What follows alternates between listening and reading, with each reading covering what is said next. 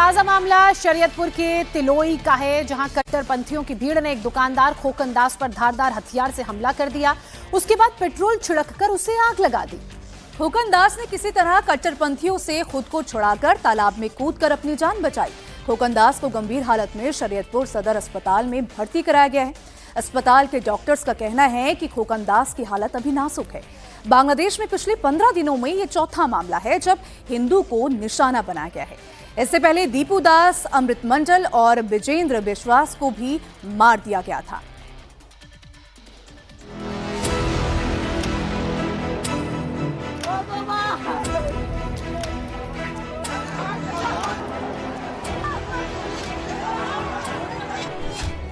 बांग्लादेश में कट्टरपंथियों का आतंक।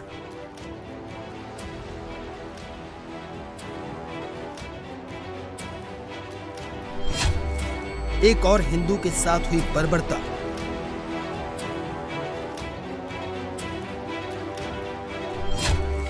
कट्टरपंथियों ने हमले के बाद लगाई आग।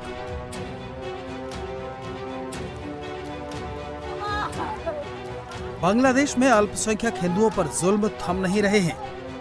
टारगेट करके हिंदुओं पर हमले हो रहे हैं। बांग्लादेश में हिंदुओं पर हमले की यह सबसे लेटेस्ट तस्वीर है, जहां एक शख्स पर पहले चाकू से हमला किया गया, उसके बाद उस पर पेट्रोल डालकर आग लगा दी गई। দোকান বিকাশের দোকান বন্ধ করে বাড়িতে আইছে, বাড়িতে মনে করেন বাড়ির গাড়ায় পেট্রোল দিয়ে আগুন দিয়েছে, গায়ে সাইডে কূপ দিছে, পেটের রিঠি বাইরে গেছে, মাথায় কূপ দিছে। पीड़ित की पहचान 50 साल के कारोबारी खोकन चंद्र दास के रूप में हुई है। वो शरीयतपुर जिले के दामूदा इलाके में केयूरभंगा बाजार के पास अपनी दुकान चलाता है। 31 दिसंबर की रात खोकन चंद्र दास पर कट्टरपंथियों ने हमला किया। खोकन दास पर हमला उस वक्त हुआ जब वो ऑटो से घर लौट रहे थे। हमलावरों ने उनको ऑटो से खींचकर उन पर धारदार हथियार से हमला किया। उसके बाद कट्टरपंथियों ने पेट्रोल डालकर आग के हवाले कर दिया। इस हमले में खोकन दास गंभीर रूप से घायल हो गए। घटना को देखकर स्थानीय लोग मौके पर पहुंचे तो कट्टरपंथी हमलावर वहां से फरार हो गए। हमले में खोकन दास के शरीर पर कई गंभीर चोटें आईं। पेट में गहरा घाव हो गया। चेहरे, सिर, हाथों पर जलने के निशान हैं। बांग्लादेश में 15 दिन के अंदर दूसरी बार हिंदू शख्स को कट्टरपंथियों ने पीट कर आग के हवाले किया है। इससे पहले मेमनसिंह जिले में हिंदू युवक दीपू चंद्र दास को भीड़ ने पीट कर मार डाला। इसके बाद उसके शव को पेड़ पर लटकाकर आग लगा दी। बांग्लादेश में हिंदुओं की टारगेट किलिंग का ये 15 दिन में चौथा मामला है। 18 दिसंबर को कट्टरपंथियों ने दीपू चंद्र की पहले पीट कर हत्या की। उसके बाद उसके शव को पेड़ से लटकाकर आग लगा दी।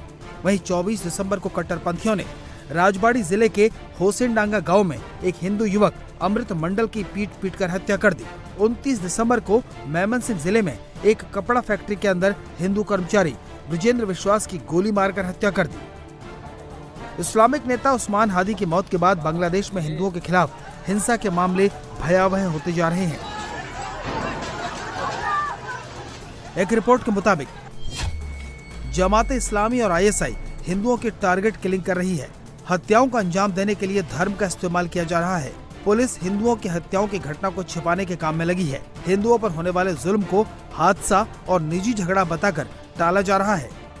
अकेली यूनिट सरकार में 300 से अधिक हत्याओं की घटनाएं घटी हैं हिंदुओं पर, और जो अल्पसंख्यकों पर अत्याचार की घटनाएं हुई हैं, जिसमें से 107 घटनाएं सिर्फ 2005 के अंदर हुई है। 197 घटनाएं 2025 के अंदर हुई है।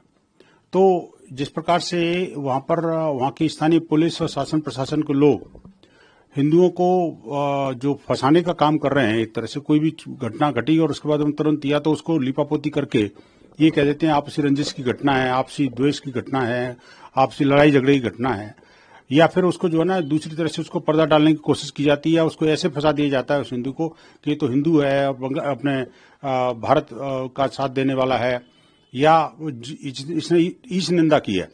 इस तरह के झूठे आरोपों में फंसा करके मनगढ़ंत कहानियां गढ़ करके अनेक हिंदुओं की हत्याएं वहां पर हुई हैं। कईयों के घर जला दी गए, दुकानें तबाह कर दी गई, बाहर से ताला लगा करके पेट्रोल छिड़क करके आग लगा दी गई।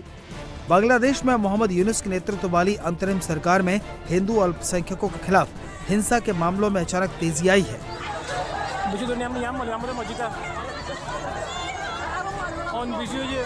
जुलाई 2024 के बाद हिंदुओं को टारगेट करके मारा जा रहा है, जिसका भारत समेत दुनिया भर में विरोध हो रहा है।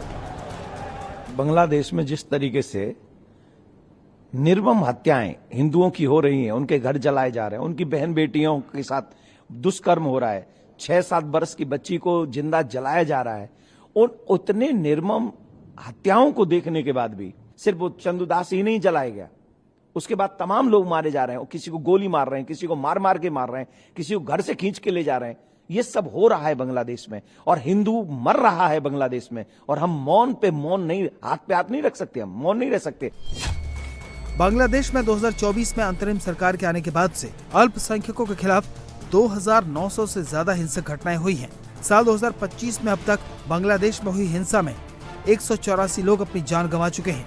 जून से दिसंबर 2025 के बीच हिंदुओं के खिलाफ 71 ईश निंदा से जुड़े मामले दर्ज किए गए। मेमनसिंह जिले में जहां कभी हिंदुओं की आबादी 78% थी, वो अब घटकर मात्र 9% रह गई है। जाहिर है बांग्लादेश में आजकल जो कुछ हो रहा है वो ISI और जमात इस्लामी के इशारे पर हो रहा है, और यूनुस सरकार एक्शन लेने के बजाय कट्टरपंथियों को बचाने में लगी है।